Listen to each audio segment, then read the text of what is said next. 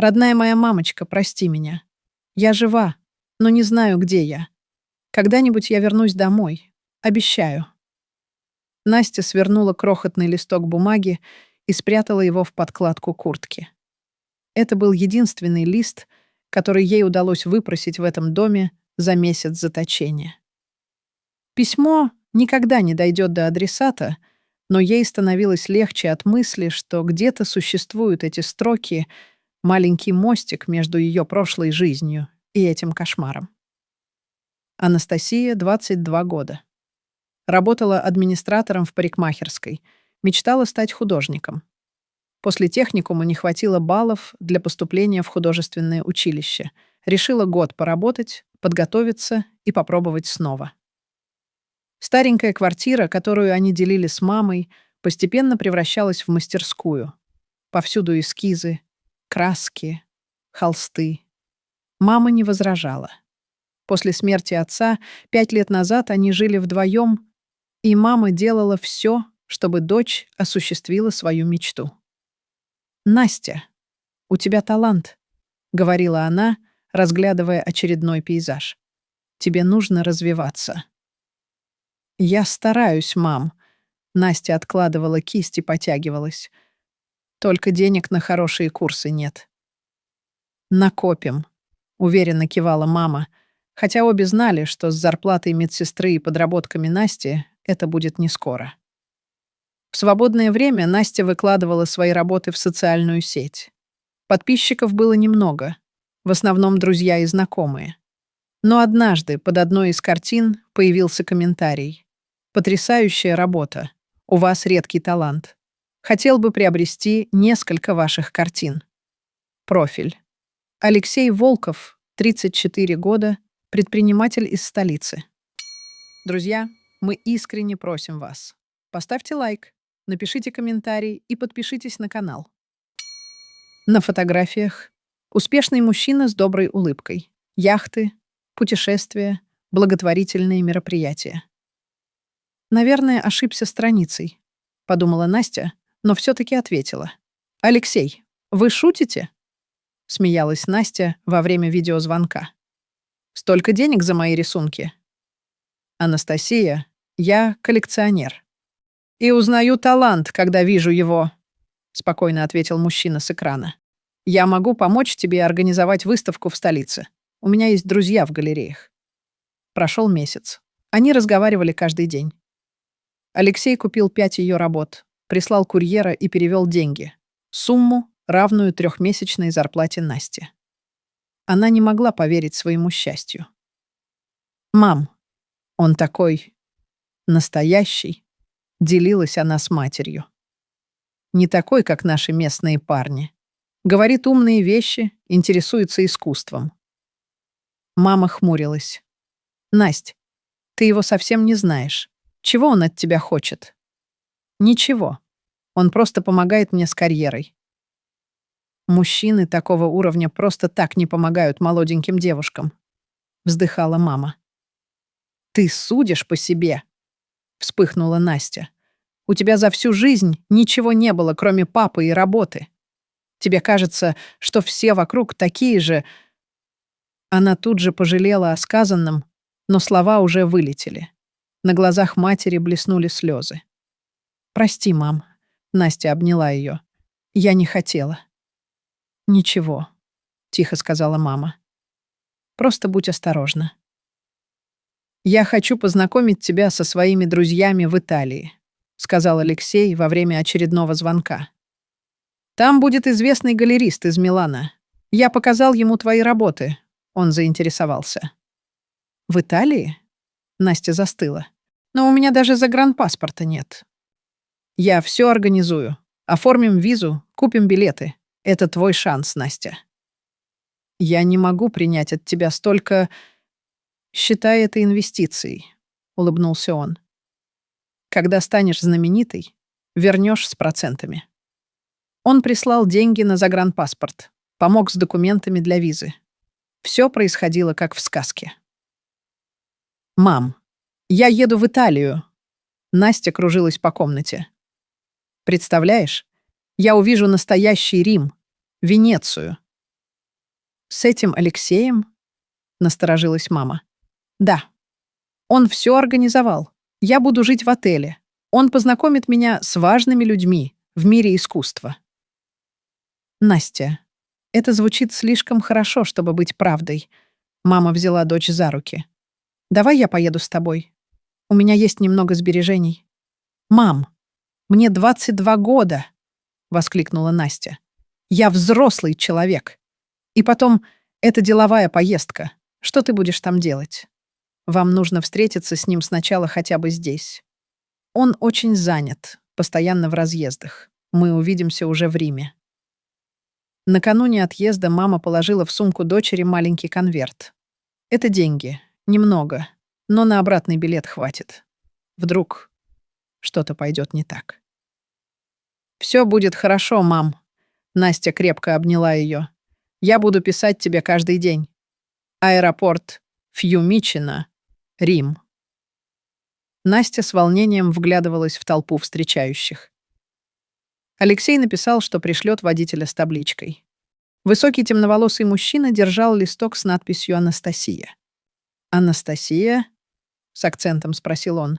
«Я Марко, водитель сеньора Алексея. Он ждет в отеле». Марко взял ее чемодан и повел к выходу.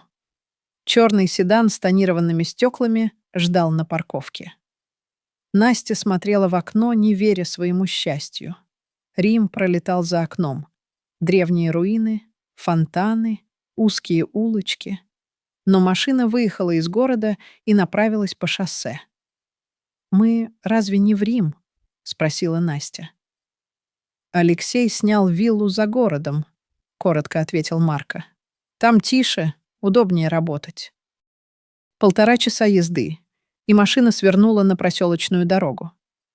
Высокий забор, ворота открылись автоматически. Старинная вилла, утопающая в зелени, возникла перед ними. Красиво, но как-то уединенно. «Алексей здесь?» — спросила Настя, выходя из машины. «Он задерживается в Милане, будет через пару дней», — сказал Марко, доставая ее чемодан. «Отдыхайте. Джованна покажет ваши комнаты». Полная итальянка средних лет встретила ее на пороге. Она почти не говорила по-английски, только кивала и улыбалась. Провела на 2-й этаж, в просторную комнату с видом на сад. Настя распаковала вещи, достала телефон. Ни одного сообщения от Алексея. Странно. Набрала его номер. Телефон выключен. Попробовала написать в мессенджере. Сообщение не доходит. «Наверное, перелет, роуминг», — подумала она и решила отдохнуть. Вечером спустилась вниз. На кухне Джованна готовила ужин. «А Wi-Fi здесь есть?» — спросила Настя, показывая на телефон. Джованна покачала головой. «Нет интернет», — сказала она. «Завтра, может быть». После ужина Настя вернулась в комнату. Страх начал закрадываться в душу. Где Алексей? Почему нет связи? Она попыталась успокоиться. Все нормально. Это просто сельская местность. Плохая связь. Утром попыталась выйти за ворота. Заперто. Обошла дом. Высокий забор везде. «Я хочу в город», — сказала она Марко, когда он появился на вилле. «Сеньор Алексей сказал. Ждать», — ответил тот. «Опасно одной».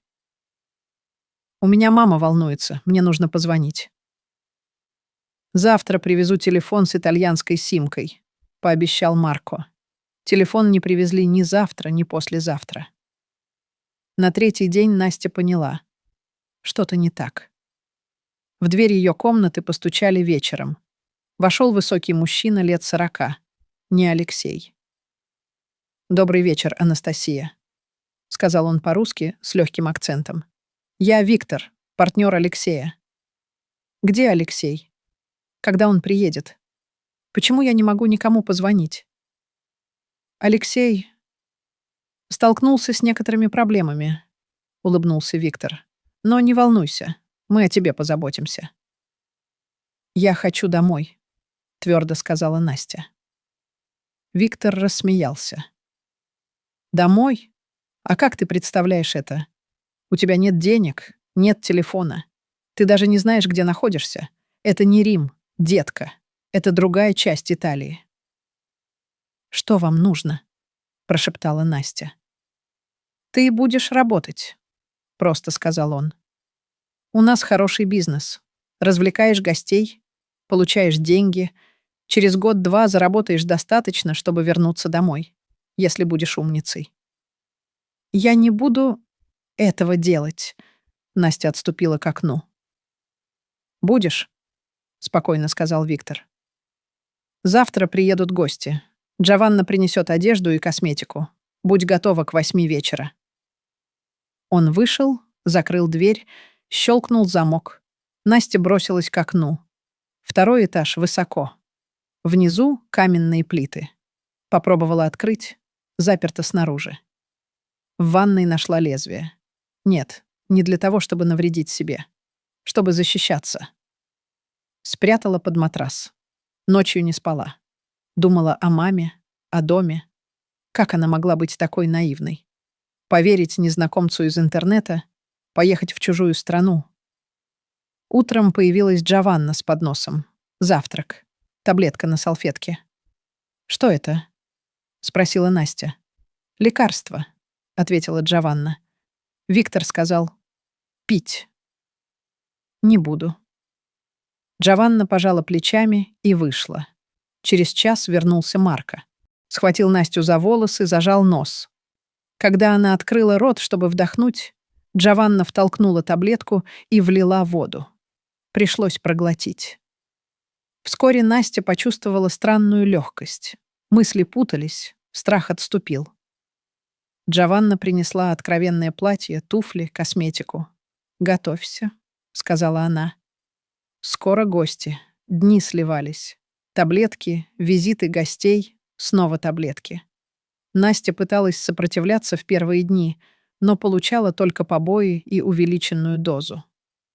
Однажды она отказалась пить таблетки, спрятала под язык. Когда Джованна ушла, выплюнула. В тот вечер сознание было ясным. Она заметила, что один из гостей, немолодой итальянец, оставил телефон на тумбочке, пока был в ванной. Дрожащими руками Настя схватила телефон, открыла контакты. Но кому звонить? Номер мамы она не помнила. Он был записан в ее телефоне. Номер посольства своей страны? Полиции? Она не знала их наизусть. В панике набрала 112, универсальный номер экстренной службы. Ответили сразу. Но Настя не говорила по-итальянски, а дежурный знал лишь несколько слов по-английски. «Help! Kidnapped!» — кричала она. Связь оборвалась. Вернулся хозяин телефона. С проклятиями он вырвал аппарат из рук Насти. Через полчаса в комнату ворвался Виктор. Избил так, что она не могла встать 2 дня. Пригрозил, что если еще раз попытается связаться с внешним миром, останется здесь навсегда, в подвале. После этого ее перевели в комнату без окон на 1 этаже. Дверь открывали только, чтобы принести еду или привести клиента. «Почему ты плачешь?» — спросил мужчина, заплативший за ночь с ней. Он говорил по-русски почти без акцента. «Я хочу домой», — прошептала Настя. «Все вы так говорите вначале», — усмехнулся он. «Потом привыкайте. Помогите мне, пожалуйста». Она рискнула взять его за руку. «У меня дома мама. Она не знает, где я. Я не такая... не из таких. Меня обманули, привезли сюда силой». «Да ладно?» — он поднял бровь. «Старая история. Все так говорят». «Это правда!» — в отчаянии воскликнула Настя. «Я художница. Меня пригласили на выставку. Посмотрите, я могу доказать». Она нашла клочок бумаги и огрызок карандаша, который прятала под матрасом. Несколькими уверенными штрихами набросала его портрет. Точный, характерный. Мужчина смотрел с удивлением. Ты правда художница? Задумчиво произнес он. Как тебя зовут? Настоящее имя. Анастасия. Помогите мне, прошу. Он долго молчал. Я ничего не обещаю, наконец сказал он. Но есть люди, которые могут помочь. Дай мне какую-нибудь информацию, которую можно проверить. Адрес, телефон, что-то. Настя продиктовала адрес, название парикмахерской, где работала. Рассказала про Алексея Волкова из соцсетей. «Скорее всего, это фейковый профиль», — сказал мужчина. «Классическая схема». Он ушел, не тронув ее. Настя не верила, что он поможет, но это была соломинка, за которую можно ухватиться. Прошел месяц. Тот мужчина больше не появлялся. Настя почти потеряла надежду. И вдруг однажды ночью дверь тихо открылась. На пороге стояла незнакомая женщина с короткими темными волосами. «Тихо», — шепнула она по-русски. «Быстро одевайся. Времени мало». «Кто вы?» — прошептала Настя. «Потом объясню. Дмитрий прислал меня». «Дмитрий? Кто это?» «А, тот клиент, который обещал помочь». Настя быстро натянула джинсы и футболку. Женщина осторожно повела ее по коридору к черному ходу. Во дворе ждала машина с выключенными фарами. «Ложись на заднее сиденье, накройся этим». Женщина протянула ей темное одеяло. «И не шевелись, что бы ни случилось». Машина тронулась. Настя лежала, боясь пошевелиться. Этого не может быть. Неужели она спасена? Через 2 часа езды машина остановилась. Женщина помогла Насте выйти. «Где мы?» — спросила Настя. «В безопасном месте. Центр помощи жертвам торговли людьми», — ответила женщина. «Меня зовут Елена. Я работаю в международной организации. Дмитрий связался с нами через посольство». «Дмитрий? Он кто?» «Бизнесмен. Иногда помогает нам, когда может. Не задавай столько вопросов», — улыбнулась Елена. «Главное, ты в безопасности». В центре Настю осмотрел врач, накормили, дали чистую одежду. Впервые за долгое время она могла принять душ без надзора, поспать без страха. На следующий день пришел сотрудник полиции, записал ее показания. Потом появился представитель консульства. «Мы связались с вашей мамой», — сказал он. «Она знает, что вы в безопасности. Готовим документы для возвращения домой». «А те люди, которые меня держали?» — спросила Настя. «Полиция проводит операцию, но таких мест много, к сожалению. И людей вывозят часто. Не всех удается спасти. Аэропорт ее родного города». Настя стояла у выхода из зоны прилета, сжимая ручку маленькой сумки с вещами, которые ей дали в центре помощи. Среди встречающих она сразу увидела маму, похудевшую, с новыми морщинками и седыми прядями. Они бросились друг к другу. Долго стояли, обнявшись, не в силах произнести ни слова. «Прости меня», — наконец выдавила Настя сквозь слезы. «Ты была права. Я должна была послушать». «Тише, тише». Мама гладила ее по голове, как в детстве. «Главное, ты дома. Остальное неважно. Дома все было как прежде. Те же обои, та же старая мебель, даже запах тот же, мамины духи и свежая выпечка». Настя упала на свою кровать и разрыдалась. «Я думала, что никогда этого не увижу», — всхлипывала она. Ночью пришли кошмары. Она кричала, металась по кровати. Мама сидела рядом, держала за руку. Утром они говорили: «Доченька, надо обратиться к психологу», — мягко сказала мама. «То, что с тобой произошло...» «Я знаю», — кивнула Настя. «Мне дали контакты центра помощи. Я пойду». «Я буду с тобой». «А работа?» «Я договорюсь о графике. Ты важнее всего. Реабилитация была долгой. Кошмары, панические атаки, недоверие к людям. Казалось, прежняя Настя умерла там, на итальянской вилле. Но постепенно, шаг за шагом, она возвращалась к жизни. Сначала начала снова рисовать мрачные, тревожные картины, выплескивая на холст свою боль. Потом появились другие сюжеты. Свет, пробивающийся сквозь тьму. На групповой терапии Настя встретила других девушек с похожими историями. Оказалось, она была не одна. Некоторым повезло меньше. Они провели в рабстве годы. «Вы должны рассказать свою историю», — сказала однажды психолог, «чтобы другие девушки не попались в такую же ловушку». «Я не смогу говорить об этом публично», — покачала головой Настя. «Есть другие способы. Вы художница. Расскажите через искусство». Год спустя. Выставочный зал в центре города. На стенах серия картин Анастасии «Письма в никуда». История обмана, плена и возвращения, рассказанная языком образов. «Я не хотела, чтобы эти картины увидели свет», — говорила Настя журналистам. «Но потом поняла, если мой опыт поможет хотя бы одной девушке избежать такой ловушки, значит, все было не зря». На открытии выставки присутствовали представители Фонда борьбы с торговлей людьми, психологи, журналисты. История Насти облетела новостные сайты, ее пригласили выступить на телевидении. «Не верьте сказкам из интернета», — говорила она, глядя в камеру. «Проверяйте все. Сообщайте близким, куда едете и с кем.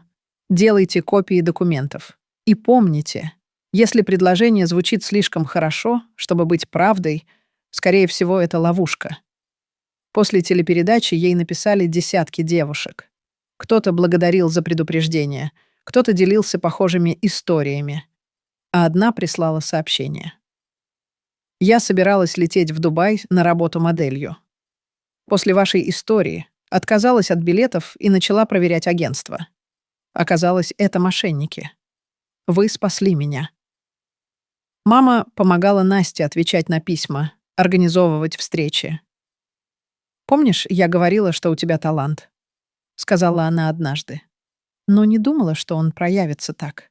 Ты помогаешь людям, Настенька».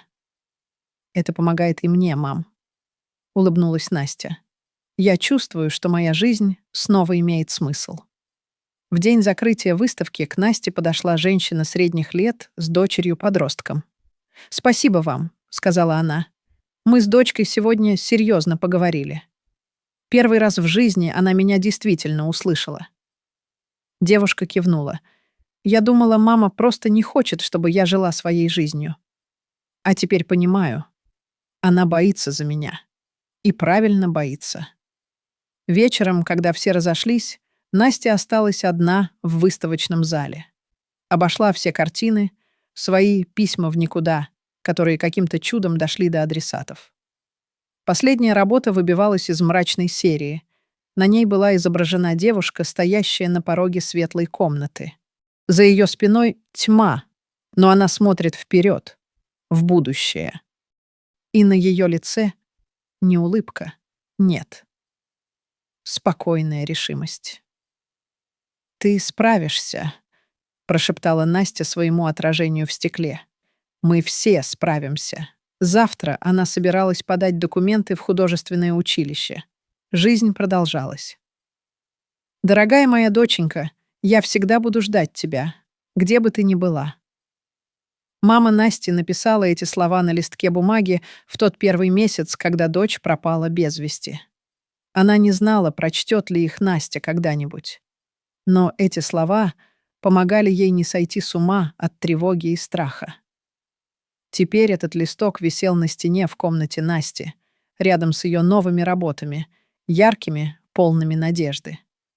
Письма в никуда иногда находят своих адресатов. И возвращаются эхом, в новых картинах, в спасенных судьбах, в тихой благодарности за каждый обычный день дома. Друзья, мы искренне просим вас.